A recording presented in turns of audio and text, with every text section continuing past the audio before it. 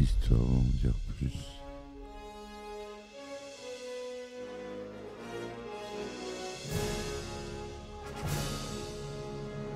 Eh ben attendez, on est en France. Allez, cul sec. Hop.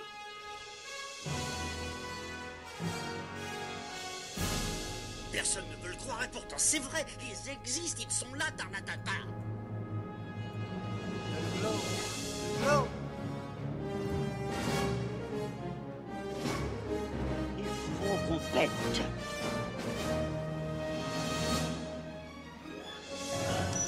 Voyons, circuit branché, convecteur temporel temporisé. Bonjour, bienvenue sur Histoire d'en dire plus. Aujourd'hui on parle d'un film devenu culte, enregistré au National Registry. Un film avec Bill Murray, avec à la réalisation Harold Ramis. Vous aurez sans doute reconnu Le jour de la marmotte, Un jour sans fin. Allez, c'est parti mon kiki.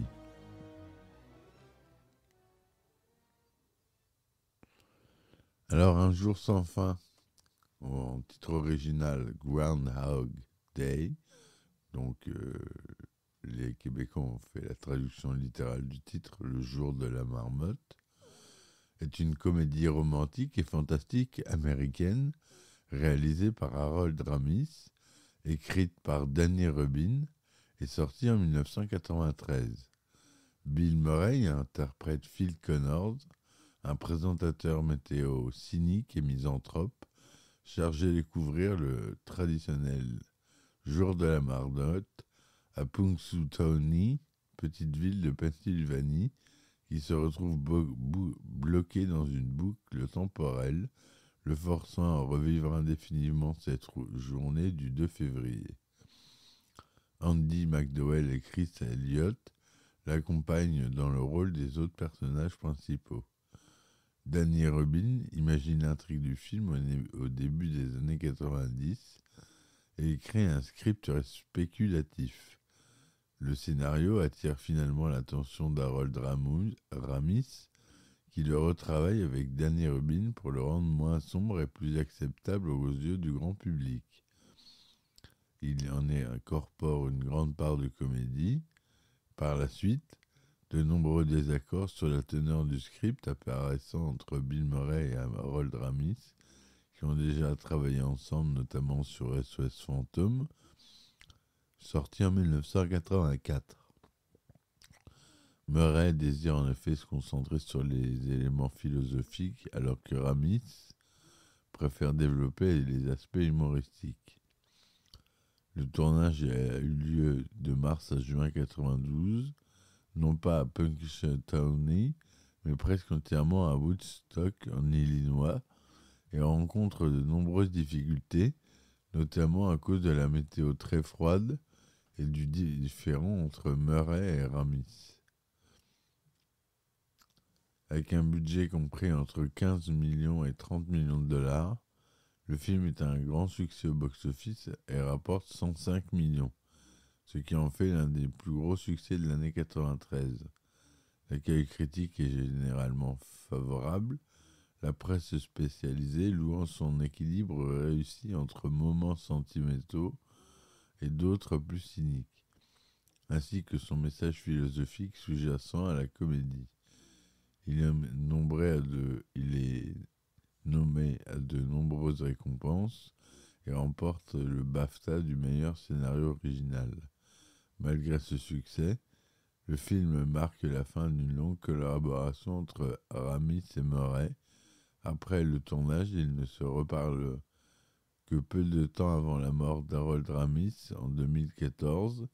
Le film est un tournant dans la carrière de Bill Murray, auparavant considéré comme un acteur ne donnant que dans le comique.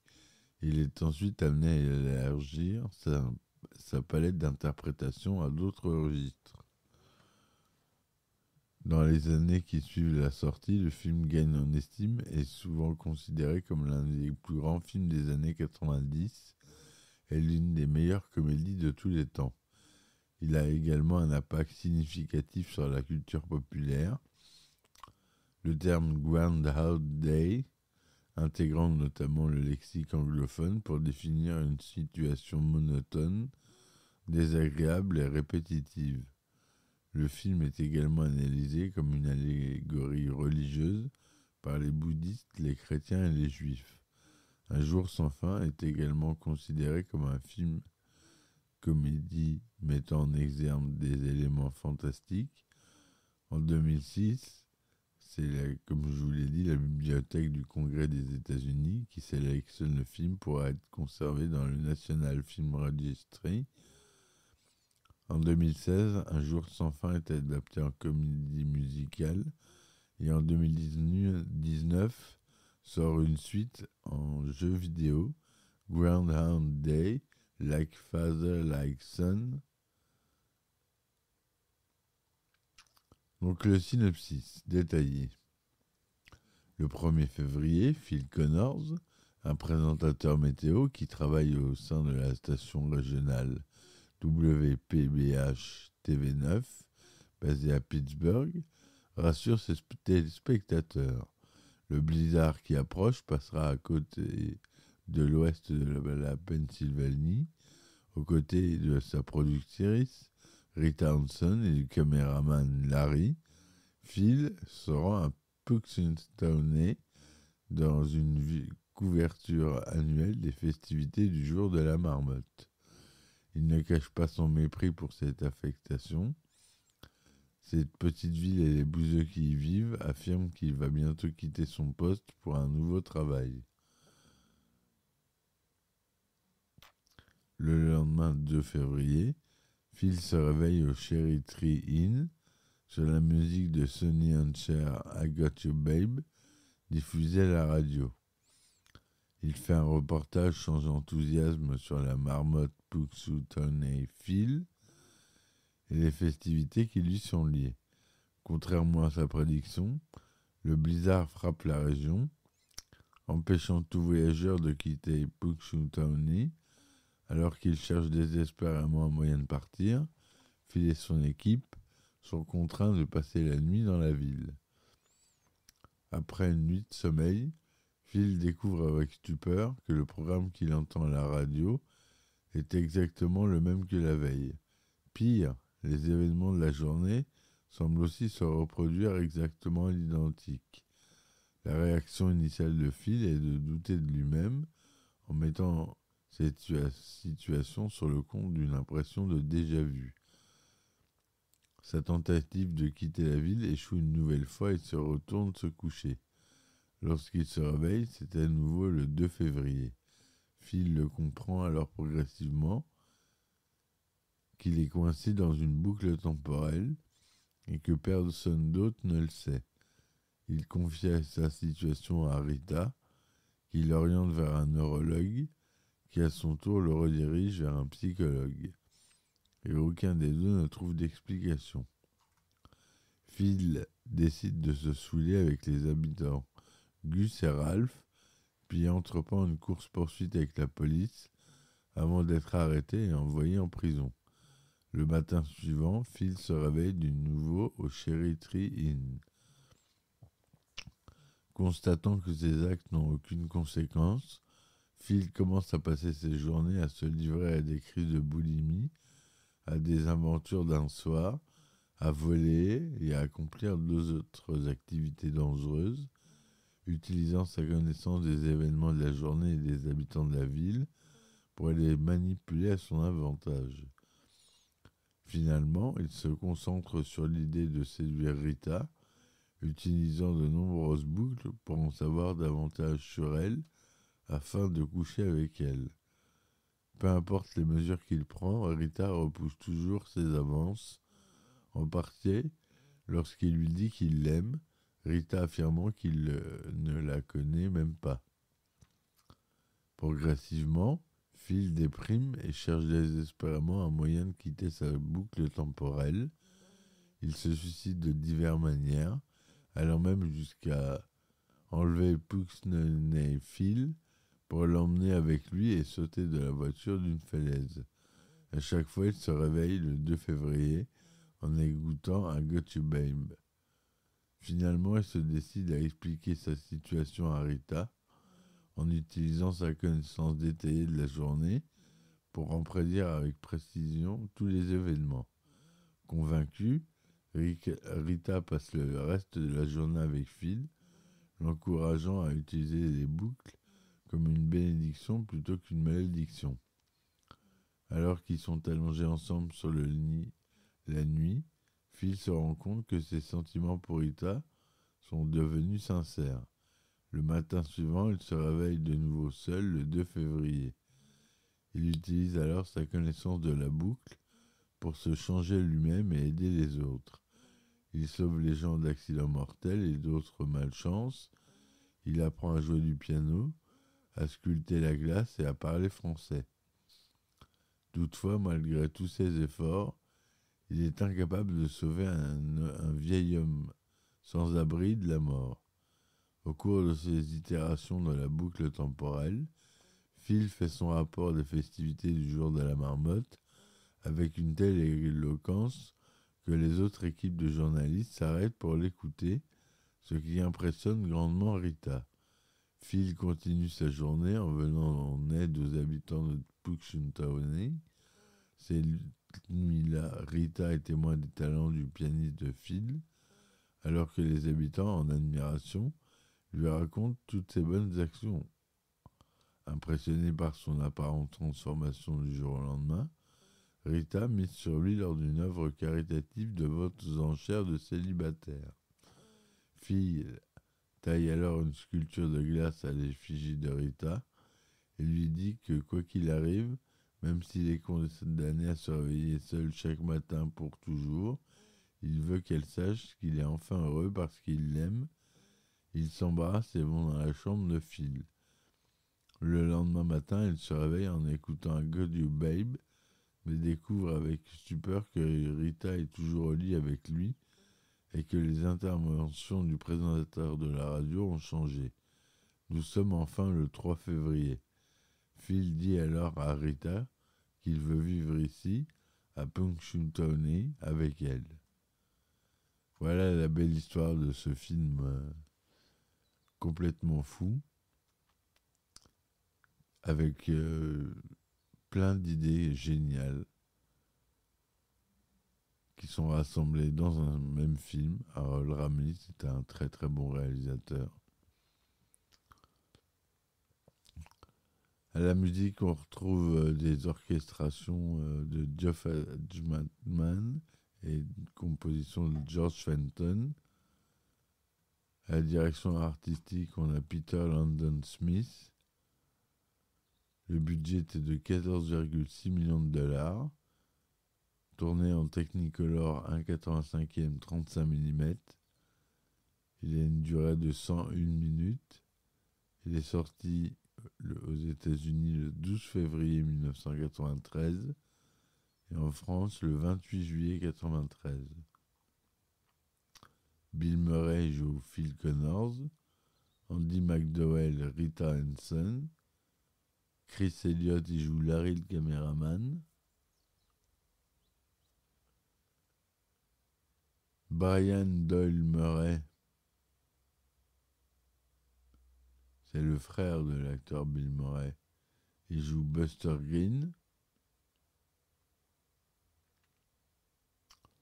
Voilà, il y a d'autres acteurs connus, moi je ne vais pas tous les citer. Danny Rubin a l'idée originelle d'Un jour sans fin en 1990 dans un cinéma à Los Angeles où il avait emménagé pour devenir scénariste. Attendant que le film débute, il poursuit sa lecture de Lestat, le vampire d'Anne Rice, et se met à réfléchir sur l'immortalité vampirique et de ce qu'il pourrait faire de son temps s'il était illimité. Il voit alors que les vampires, comme de nombreuses personnes normales qui ne sont pas obligées d'adhérer aux mêmes règles et limites morales, en découlent de nombreuses questions. L'immortalité ne deviendrait-elle pas ennuyeuse ? À quel moment le serait-elle ? Est-ce qu'une personne immortelle changerait avec le temps, en particulier si cette personne n'avait pas connu de changement substantiel dans sa vie mortelle et limitée. Il pense aussi à certains hommes connaissant un blocage psychologique enfermés dans leur adolescence. Ayant vendu son premier scénario pour ce qui deviendra plus tard le thriller Here and the Evil, sorti en 1993, son agent l'incite à développer un script carte de visite dont il pourrait se servir pour obtenir des rendez-vous avec des producteurs. Robin commence à travailler sur son idée d'un homme changeant au cours de sa vie éternelle, mais il comprend rapidement que cette idée est difficilement réalisable à cause des coûts qu'engendrerait la mise en scène d'événements historiques ou futurs. C'est à ce moment que Robin se souvient d'un concept qu'il avait imaginé 2 ans auparavant, une histoire brève mettant en scène un jeune homme qui se réveille chaque matin et qui constate qu'il s'agit de la même journée se répétant inlassablement. Robin associe ces 2 idées pour créer les grandes lignes d'un jour sans fin. En représentant l'éternité comme un cycle répétitif, au lieu d'une ligne droite à travers l'histoire, il évacue la problématique des coûts de production liés au changement de décor. Il pense également que la répétition lui offre plus de possibilités dramatiques et comiques. Robin ouvre un calendrier et choisit la célébration la plus proche, le 2 février, le jour de la marmotte. Il voit dans cette date le potentiel de raconter son histoire, car il s'agit aux États-Unis d'une fête reconnue, mais ne recevant que peu d'attention. Pour lui, les gens n'ont qu'une vague connaissance de ces festivités, utilisant une marmotte pour prédire l'arrivée du temps. Quand bien même, il est persuadé que peu de personnages étrangers à la Pennsylvanie savent que le festival a eu lieu dans la petite ville de Punxsutawney, chose que lui-même connaît pour avoir travaillé pour une compagnie téléphonique locale. Situer l'histoire à Punxsutawney lui fournit un espace limité où bloquer Phil Connors, tandis que la réalisation d'un reportage sur l'événement donne au personnage une raison de la visiter. Il emprunte alors le nom du personnage principal à la mascotte locale, la mascotte Punxsutawney Phil. Il espère que le film deviendra un classique des films de Noël, à l'instar de La vie est belle ou Joyeux Noël, Charlie Brown. Et il a réussi. Robin travaille 8 semaines sur son concept, 7 pour définir les règles et les personnages, et 1 pour écrire le scénario. La tâche se complique lorsqu'il faut réfléchir à cause de la boucle temporelle, et Robin réfléchit à des origines technologiques, magiques ou célestes. Finalement, il estime que ces explications sont interchangeables, surtout qu'elles sont sans importance et pourraient distraire les spectateurs des éléments scénaristiques sur lesquels il veut se concentrer. Robin explique alors que l'absence de justification permet mieux de s'identifier à la situation de Phil, précisant qu'aucun d'autre de nous ne sait exactement comment nous nous sommes retrouvés piégés ici. Il choisit de commencer dans son histoire in media res. Philippe étant déjà coincé dans la boucle temporelle, la première scène montre Phil se réveillant sur I Got You Babe de Sonny and Cher, prédisant les plaisanteries de l'animateur radio et les actions des gérants de l'hôtel, et attaquant un piéton dans la rue. Robin pense alors que cela intriguerait le public de savoir comment et pourquoi il agit ainsi. Il choisit I Got You Babe pour ses paroles de répétitives et sa thématique de l'amour, ce qui, selon lui, a des résonances avec son intrigue. Il compare ce scénario original à la comédie noire britannique Noblesse oblige, sortie en 1949, en particulier la manière désinvolte dont sont mis en scène les multiples suicides de Phil. Robin n'imagine pas Un jour sans fin comme une comédie grand public et l'écrit avec plus de plaisir. Il trouve que les passages les plus drôles sont plus faciles à créer. Une des premières scènes qu'il écrit voit Phil utilisant son pouvoir et son savoir toujours croissant pour séduire des femmes. Dans certaines boucles, Phil essaye de fuir Punxsutawney, mais inévitablement revient à la ville au recommencement de la boucle. Cependant, le script se concentre beaucoup plus sur la solitude de Phil, et la boucle se brise seulement à avoir compris qu'il existe d'autres personnes, tous aussi seuls que lui, et qu'il peut faire une bonne action en les rendant heureuses. Certaines scènes présentes dans le film, telles qu'on le connaît, apparaissent beaucoup plus tôt dans le script de Rubin, comme celle où Phil se jette d'une falaise en voiture, qui aurait dû se dérouler dans la toute première boucle. Le passage du temps aurait dû également être éclairci. Phil en aurait pris conscience en lisant une page d'un livre par jour avant de réaliser qu'il avait lu tous les livres disponibles. La fin aurait dû comporter un retournement de situation. Phil brise sa boucle temporelle et avoue son amour pour Rita. Les perspectives deviennent alors celles de Rita, qui, ayant repoussé les avances de Phil, parce qu'elle n'est pas prête pour l'amour, découvre qu'elle est bloquée dans sa propre boucle. Voilà.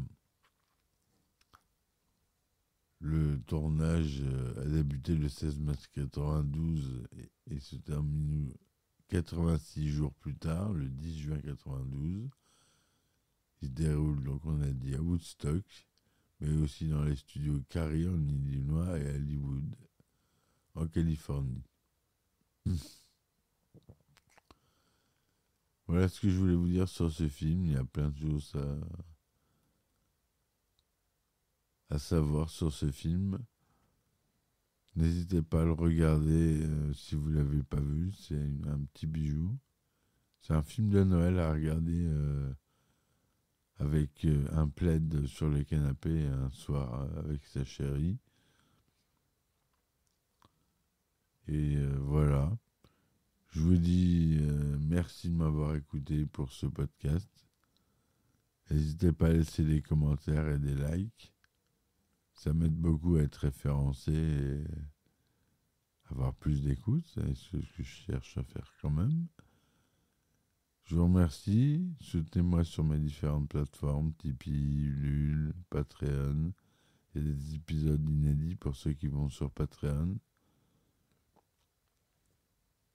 Voilà, merci encore. À très vite et ciao ciao. Histoire d'en dire plus.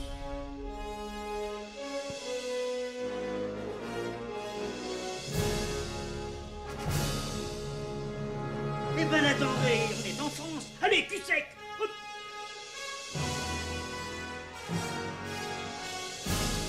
Personne ne peut le croire et pourtant c'est vrai, ils existent, ils sont là, Tarnatata. Le globe. Le globe. Il faut qu'on pète.